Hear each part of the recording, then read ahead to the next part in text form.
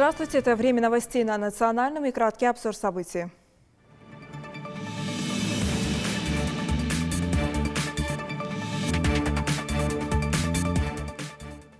Строительные работы на участке федеральной трассы «Кавказ» обсудили на совещании главы республики. Во исполнение поручения президента страны разрабатывается программа по переобучению граждан предпенсионного возраста. Россия в топ-10 стран по количеству объектов культурного наследия.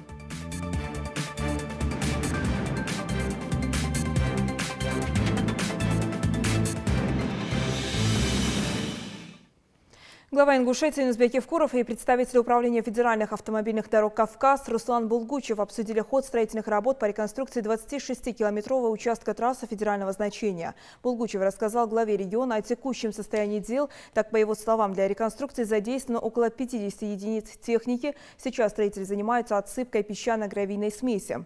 И Нузбек Евкуров призвал наладить конструктивное взаимодействие с муниципальными властями при строительстве дороги. Глава также предложил подключиться к работе членам Общественного совета по контролю за строительством трассы. Работает, уже на объекте порядка 50 единиц техники уже имеется.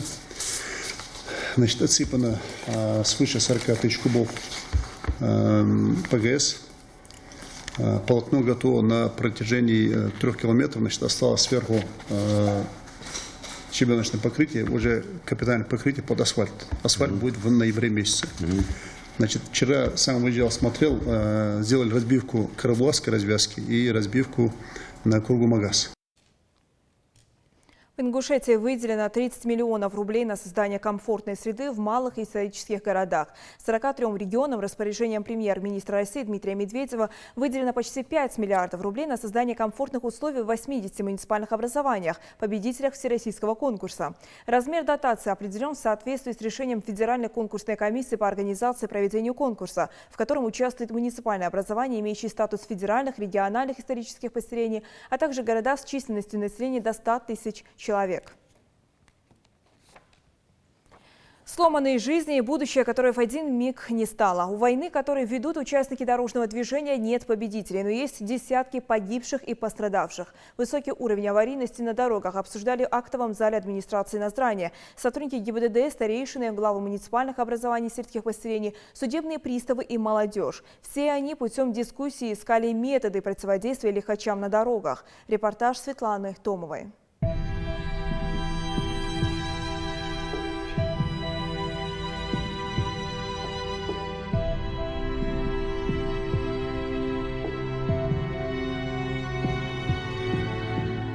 Ужасающие кадры с места ДТП и не менее страшная статистика. Только за последние 8 месяцев текущего года на территории Ингушетии зарегистрировано 146 дорожно-транспортных происшествий, в результате которых 36 человек погибли и более 250 получили ранения. Особо хочу отметить следующую категорию нарушений, которые являются так или иначе причиной аварии. Это управление транспортным средством лицами, не имеющими права управления, лишенными права управления, а также находящимися в состоянии опьянения алкогольного и наркотического. В сумме своей 73 ДТП произошло за этот период, это 50% ДТП. То есть каждая вторая авария произошла по вине водителя, который не должен был оказаться за рулем никак. Потому что не имеет права, либо лишен права управления, либо находится в состоянии опьянения. Чаще всего торопливые автолюбители совершают обгон, пересекая сплошную линию. Риск тут не оправдан. Даже эта маленькая спешка может стоить своей или чужой жизни. Но об этом, видимо, никто не задумывается.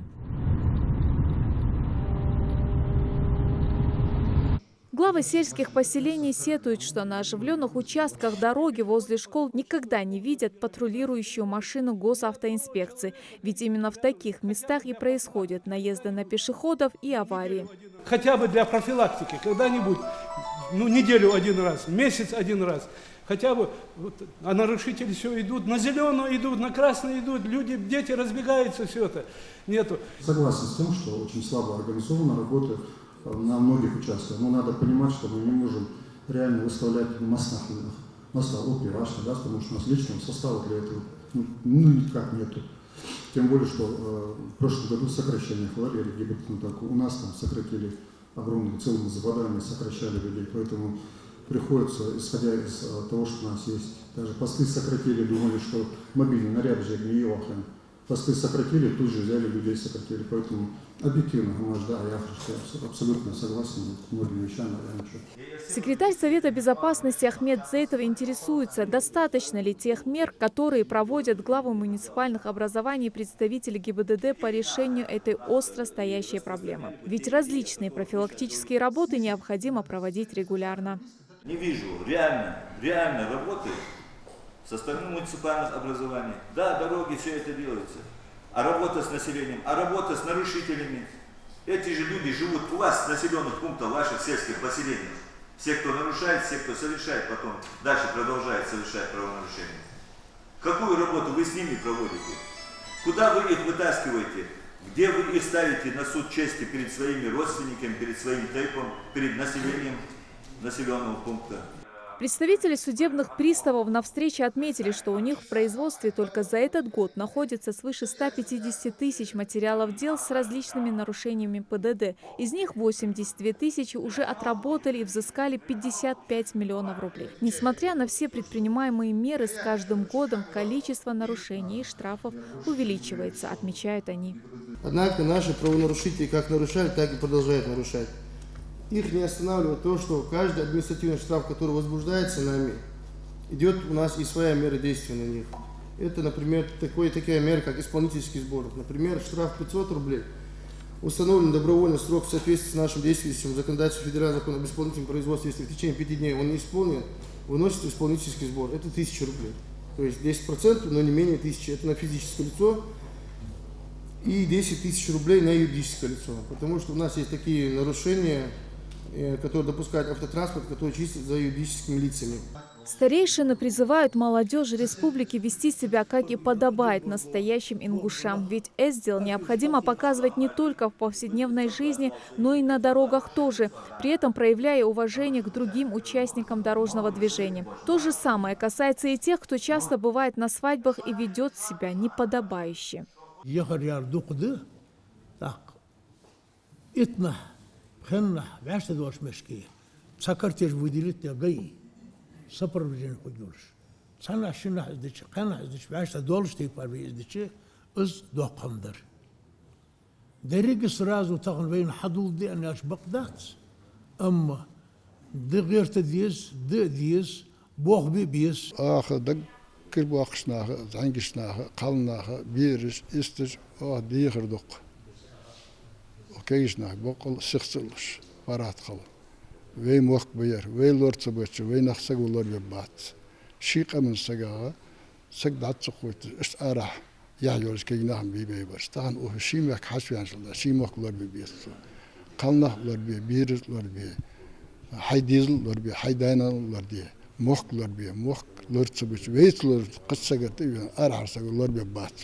Статистика аварий и смертей на дорогах ужасает, и чтобы сводки ДТП не поступали как фронтовые потери, каждому водителю необходимо соблюдать элементарные правила дорожного движения. По завершению встречи Совет безопасности рекомендовал усилить работу как представителей муниципальных образований, так и сотрудников ГИБДД в этом направлении. Светлана Томова, Рамзан Зурабов. Новости 24. Роструд разрабатывает программу по переобучению и переквалификации граждан предпенсионного возраста с целью оставить как можно больше работников в возрасте 50+ на рабочих местах. По данным ведомства, на 343 тысячах предприятий России работают граждане, которые в следующем году стали бы пенсионерами. Они попадают в категорию предпенсионеров и, соответственно, останутся работать на своих местах, потому что предприниматели заинтересованы в том опыте и навыках, которые у них есть.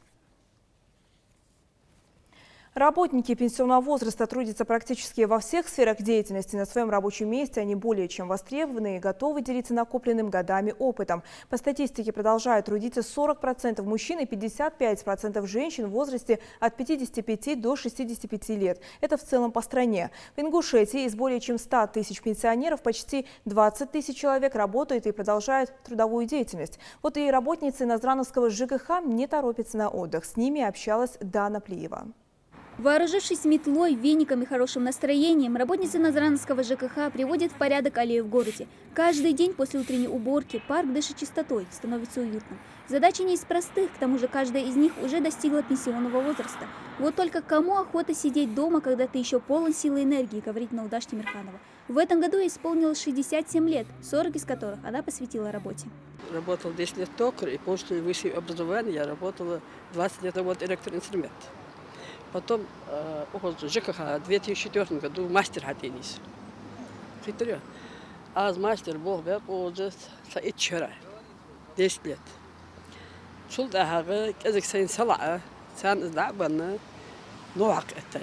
По паспорту пенсионный возраст настал 12 лет назад, а вот кипучая энергия, любовь к труду и к своей профессии никуда не делись.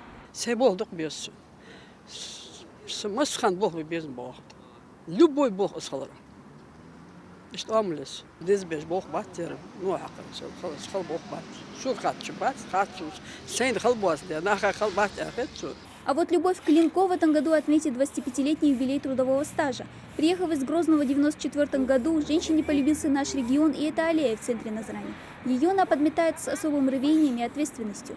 Устраивает все, даже ежедневный график с 7 утра до 5 вечера. Прекрасно работать, все. Дают даже отдыхать. Сидим на лавочках после работы, наслаждаемся воздухом чистым, красотой, мороженое едим.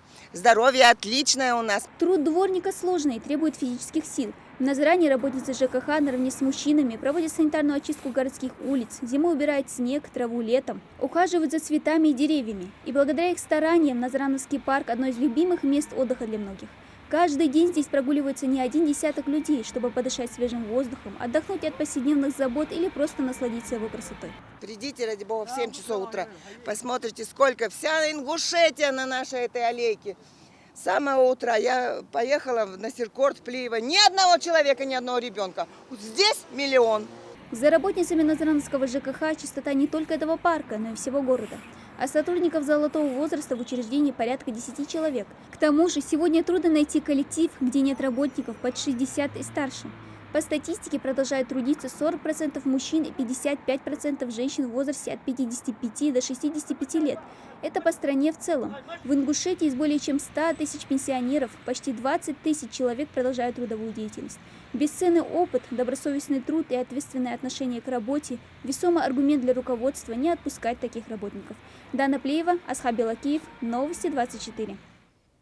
Россия находится в топ-10 стран по количеству объектов культурного наследия. От нашей страны в список всемирного наследия ЮНЕСКО в разные годы были включены, в частности, Кремль и Красная площадь, в Москве архитектурный ансамбль Троицы-Сергиевой лавры в Сергиевом Посаде, историко-культурный комплекс Соловецких островов Вулканы Камчатки, Успенский собор и монастырь острова Града Свияжск, исторический центр Ярославля, исторический центр Санкт-Петербурга, историко-архитектурный комплекс Казанского Кремля.